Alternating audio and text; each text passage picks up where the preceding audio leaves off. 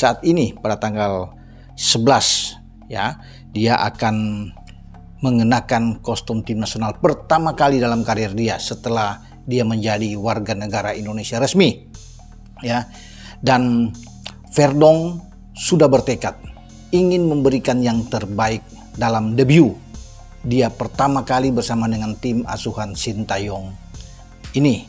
Dia seperti sudah tidak sabar menanti momen yang paling krusial, yang paling penting dalam karir dia.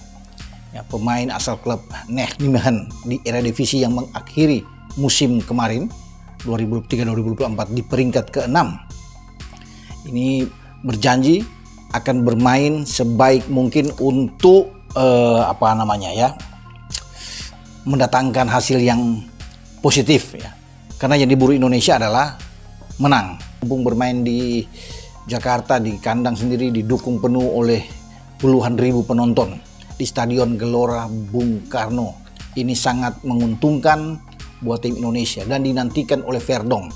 Suasana itu dia sudah lihat walaupun dia belum bermain melawan Irak, tapi dia lihat luar biasa. Dia sangat terkesan dengan atmosfer yang ada di GBK.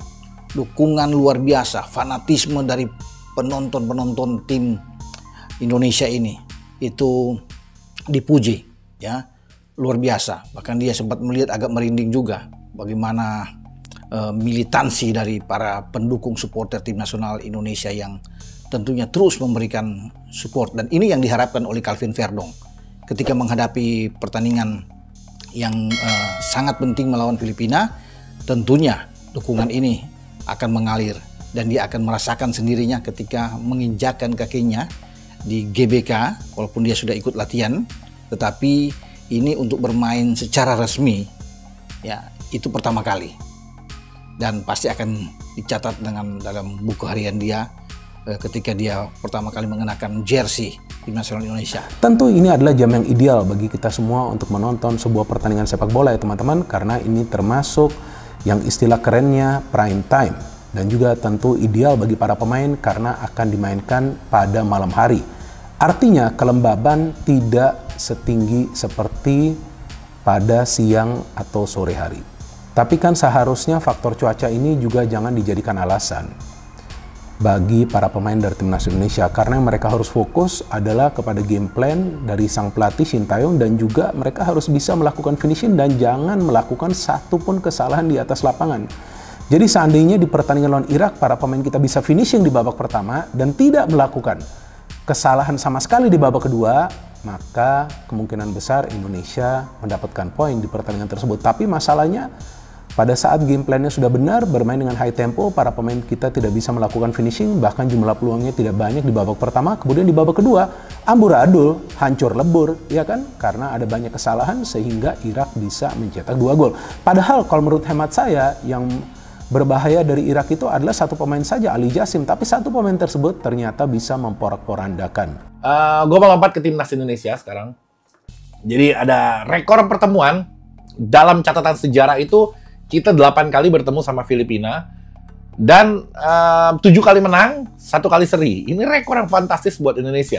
Banyak orang yang khawatir lawan Filipina. Jangan anggap enteng bang. Gue bilang kan prediksi gue sih di atas 4 gol nih lawan Filipina. Jangan anggap enteng bang. Karena gue berkaca dari pertemuan-pertemuan kita sebelumnya itu kita gampang banget menang lawan dia gitu. Tapi Filipina udah nggak seperti dulu lagi. Ya salam. Sama kita juga udah nggak seperti dulu lagi. Kita juga bukan Indonesia yang dulu lagi. Indonesia yang zaman dulu lawan Filipina zaman dulu aja kita bisa menang banyak gitu. Apalagi Indonesia yang sekarang lawan Filipina yang sekarang. Nah, sekarangnya pun ini Indonesia rasanya di atas Filipina untuk segi kualitas pemain. Kita bisa seri di sana ya karena lo tau sendiri lapangannya hancur-hancuran kayak gitu. Dan belum ada pemain-pemain kayak J.I.S.T.E.S, Tom Haye, Orat Mangun, Verdonk itu belum ada. Sekarang mereka pada main. Jadi lu jangan terlalu khawatir. Beres. Gue kekhawatiran itu hilang dari gue. Terus gue nonton pertandingan ya Filipina lawan Vietnam. Agak ngeri juga gue ngeliatnya emang. Filipina nyerang ke Vietnam. Vietnam kayak kesusahan walaupun menang mereka. Tapi kayak agak sedikit kesulitan gitu gue ngeliatnya. Waduh, gue bilang nih jangan-jangan Filipina bahaya. Mainnya oke juga ternyata nih. Tapi dilihat-lihat lagi. Nah ini lu pusing juga dengerin gue. Dilihat-lihat lagi, si Vietnamnya juga nggak lagi jago-jago amat lagi. Lagi biasa-biasa juga si Vietnam. Generasi emasnya dia itu udah hancur semenjak ditinggal sama si pelatih yang sebelumnya. Dia juga nggak lagi hebat. Jadi kalau Filipina kemarin main bagus, belum tentu karena Filipina yang bagus. Bisa jadi karena Vietnamnya yang melemah. Itu penilaian-penilaian yang bisa kalian simpulkan masing-masing gitu. Oke? Sorotan sebetulnya pada STY sekarang. Bahwa harus menang menurut saya sih kan bukan sesuatu yang impossible karena lawannya Filipina. Kabarnya Pak Erik mau manggil khusus loh. Iya, harus evaluasi. Dengan perpanjangan, dengan segala tambahan fasilitas apapun dari bagian Saya bisa perpanjangan pahami Pak kontrak Erik itu. memanggil khusus karena dia mungkin berharap banget jangan sampai kalah lawan Filipina. Betul. Kan bukan hal yang impossible juga lawan Filipina menang. Dan menurut saya sih harus menang. Dan bukan tidak mungkin juga bisa kita kalah. Iya, khawatirnya itu kan. Tapi kan nggak harus loh dengan apa yang sudah Kita berharap disuntikan menang. segala macam gitu loh. Nggak Kita harus itu. berharap Cuman menang. dari kemarin sorotannya kan kepada tactical STY. Kan nggak jalan itu. Stamina yang digembar-gemborkan hebat tuh nggak jalan kemarin. Habis loh kita. Sebelum lebih lanjut, jangan lupa klik tombol jempolnya, karena jempol kalian adalah bukti kalian cinta Timnas Indonesia.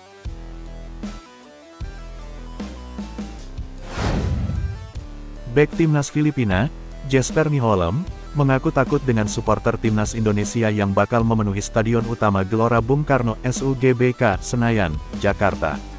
SUGBK akan kembali menjadi panggung Timnas Indonesia saat berlaga dalam lanjutan kualifikasi Piala Dunia 2026 zona Asia.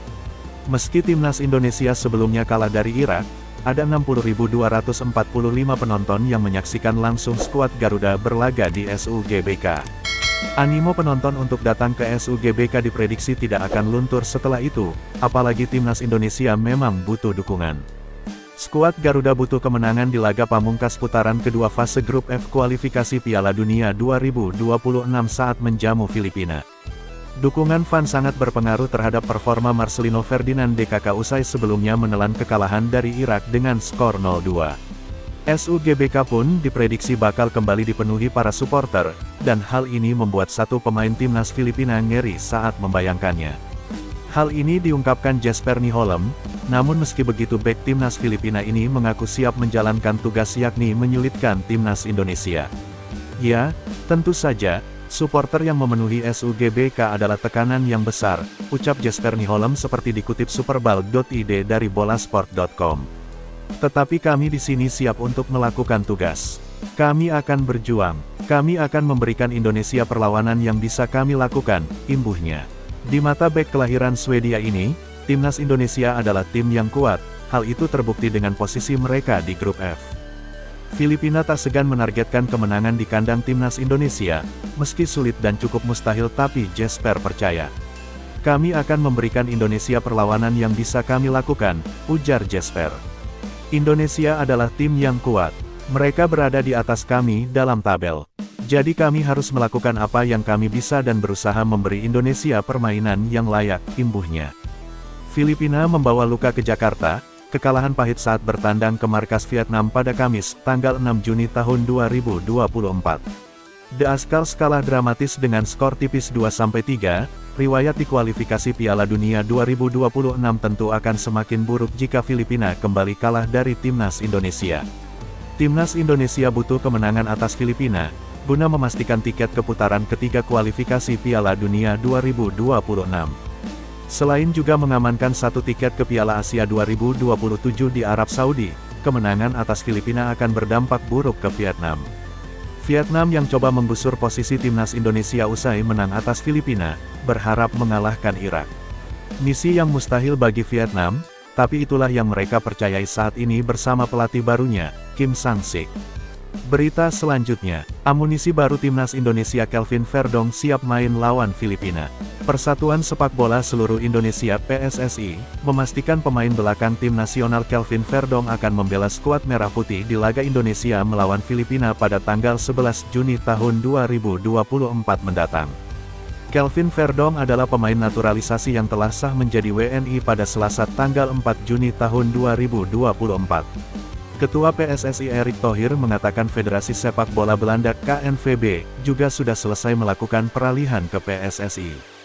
Peralihan itu, kata dia, sudah mendapat restu dari Federasi Sepak Bola Internasional (FIFA). PSSI pun langsung mengirimkan surat pemberitahuan dari FIFA itu ke Federasi Sepak Bola Asia (AFC) pada Rabu, tanggal 5 Juni tahun 2024. Dengan pengesahan FIFA dan AFC tersebut, maka legalitas pemain kelahiran tanggal 26 April tahun 1997 untuk merumput bersama timnas kuat secara hukum.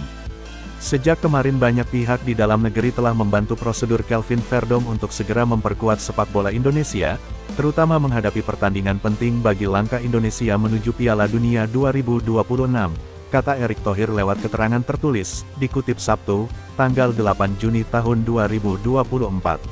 Erick berharap kehadiran Verdong akan semakin memperkuat lini belakang timnas. Selain itu dia berharap kehadiran pemain ini akan membuat persaingan di antara pemain untuk bisa membela timnas semakin sehat. Termasuk Verdong, saat ini, tercatat ada 12 pemain di posisi bertahan.